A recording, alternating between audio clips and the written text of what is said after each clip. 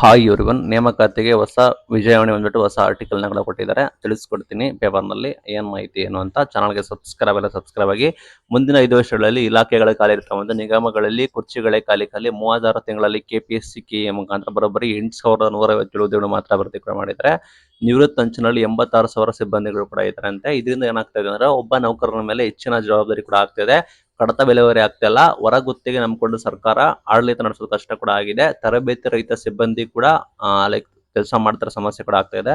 ಕಳೆದ 3 ವರ್ಷದಲ್ಲಿ ನೋಡೋದಾದ್ರೆ KPSC ಮೂಲಕ 23-24ರಲ್ಲಿ ಅಧಿಸೂಚನೆ 10 ಹುದ್ದೆ 1,600 ಅಷ್ಟೇ ಆಗಿದೆ. KA ಮುಖಾಂತರ 23-24ಅಲ್ಲಿ 17 ಅಧಿಸೂಚನೆಗಳಾದ ನೋಟಿಫಿಕೇಶನ್ ಆದ್ರೆ ಹುದ್ದೆಗಳು ಬರೋಬ್ಬರಿ 6,554 ಕೂಡ ಇದೆ. ಸರ್ಕಾರ ಏನ್ ಮಾಡ್ತಾ ಇದೆ ಅಂದ್ರೆ ಲೈಕ್ ಆದ್ಯತೆ ಮೇಲೆ ನೇಮಕಾತಿ ವರ್ಷ ಅಂತ ಘೋಷಣೆ ಮಾಡಬಹುದು. UPSC ಮಾದರಿಯಲ್ಲಿ ವಾರ್ಷಿಕ ನೇಮಕಾತಿ ಕ್ಯಾಲೆಂಡರ್ ತರಬಹುದು. ತಾಂತ್ರಿಕ ಹುದ್ದೆಗಳಿಗೆ ನೇರ ನೇಮಕಾತಿ ಕೂಡ ಮಾಡಬಹುದು.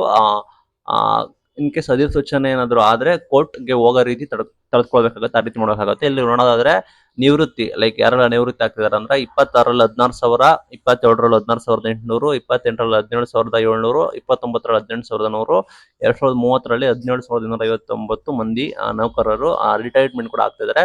ಒಟ್ಟು 2,84,000ಕ್ಕೂ ಹೆಚ್ಚು ಹುದ್ದೆಗಳು ಕೂಡ ಇದಾವೆ. ನಿಗಮ ಮಂಡಳಿಯಲ್ಲಿ 1 ಲಕ್ಷಕ್ಕೂ ಹೆಚ್ಚು ಹುದ್ದೆಗಳಿದಾವೆ. ಶಿಕ್ಷಣ ಇಲಾಖೆ ಮೇನ್ 80,000 ಹುದ್ದೆಗಳು ಖಾಲಿ. ಆರೋಗ್ಯ ಮತ್ತು ವೈದ್ಯಕೀಯ ಶಿಕ್ಷಣ ಇಲಾಖೆ 37,000 ಕೂಡ ಇದೆ. ಒಳಾಡಳಿತ 28,000 ಹುದ್ದೆಗಳು. ಉನ್ನತ ಶಿಕ್ಷಣ ಇಲಾಖೆ ಒಂದು ಬರೋಬ್ಬರಿ 13,599 ಹುದ್ದೆಗಳು ಕೂಡ ಇದಾವೆ. ಇದು ಸಾಕಷ್ಟು ಸಮಸ್ಯೆ ಕೂಡ ಆಗ್ತದೆ. ಒಟ್ಟಿಗೆ ನೇಮಕಾತಿನೇ ಆಗ್ತಾ ಇಲ್ಲ. 2023ರಲ್ಲಿ KPSC ಇಂದ 6 ಅಧಿಸೂಚನೆಗಳು 824 ಹುದ್ದೆಗಳಿಗೆ ಪ್ರಕ್ರಿಯೆ ನಡೀತಿತ್ತು. ನಂತರ 2024ರಲ್ಲಿ KPSC ಇಂದ 13 ಅಧಿಸೂಚನೆ 1,251 ಹುದ್ದೆಗಳು.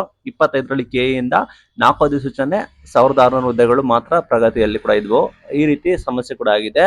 ನೆಕ್ಸ್ಟ್ ಏನಾಗುತ್ತೆ ಅಂದ್ರೆ ಲೈಕ್ ನೌಕರರು ರಿಟೈರ್ಮೆಂಟ್ ಹೋದ್ರು ಕೂಡ ನೇಮಕಾತಿ ಆಗಿಲ್ಲ. ಆ ನಿಟ್ಟಿನಲ್ಲಿ ಸರ್ಕಾರ ಡಿಸಿಷನ್ ತೆಗೆದುಕೋಬೇಕಾಗುತ್ತೆ. ನೇರ ನೇಮಕಾತಿ ಲೈಕ್ ನೇಮಕಾತಿ ವರ್ಷ ಅಂತೇಳಿ ಘೋಷಣೆ ಕೂಡ ಮಾಡಬೇಕು. ಈಗ ನಿಮಗೆ ಗೊತ್ತಿರೋ ಹಾಗೆ ಒಳ ಮೀಸಲಾತಿ ಇರೋ ಕಾರಣ ಲೈಕ್ ನೇಮಕಾತಿ ಮಾಡ್ತೀವಿ ಅಂತ ಹೇಳಿ ಮತ್ತೆ ಹೇಳಿದ್ದಾರೆ, ಮತ್ತೆ ಓಲ್ಡ್ ಮಾಡಿದ್ದಾರೆ. ಅದು ಸಾಕಷ್ಟು ಸಮಸ್ಯೆ ಕೂಡ ಆಗಿದೆ. ಇದು ಆಗಿದೆ. ಬರೋಬ್ಬರಿ 1 ಲಕ್ಷಕ್ಕೂ ಹೆಚ್ಚು ಹುದ್ದೆಗಳು ಕೂಡ ಇದಾವೆ. ಇದ್ರ 56,000 ಮಾತ್ರ ಭರ್ತಿ ಮಾಡ್ತೀವಿ ಅಂತ ಹೇಳ್ತಾ ಇದ್ದಾರೆ. 56,000 ಭರ್ತಿ ಮಾಡಿದ್ರೆ ಮತ್ತೆ 2 ಲಕ್ಷಕ್ಕೂ ಹೆಚ್ಚು ಹುದ್ದೆಗಳು ಕೂಡ ಬಾಕಿ ಉಳಿತವೆ. ಇಷ್ಟೆಲ್ಲ ಆಗಿದೆ. ಸರ್ಕಾರಕ್ಕೆ ದಾರಿ ಇದೆ, ಬಟ್ ಸರ್ಕಾರ ಲೈಕ್ ಒಳ ಮೀಸಲಾತಿ ಅಂತ ಹೇಳ್ಕೊಂಡು ಕಾಲಹರಣ ಮಾಡ್ತಾ ಇದೆ. ಇದು ಇವತ್ತಿನ ವಿಡಿಯೋ. ನಿಮಗೆ ಏನಿಸುತ್ತೆ ಅಂತ ಕಮೆಂಟ್ ಮೂಲಕ ತಿಳಿಸಿ. Thank you.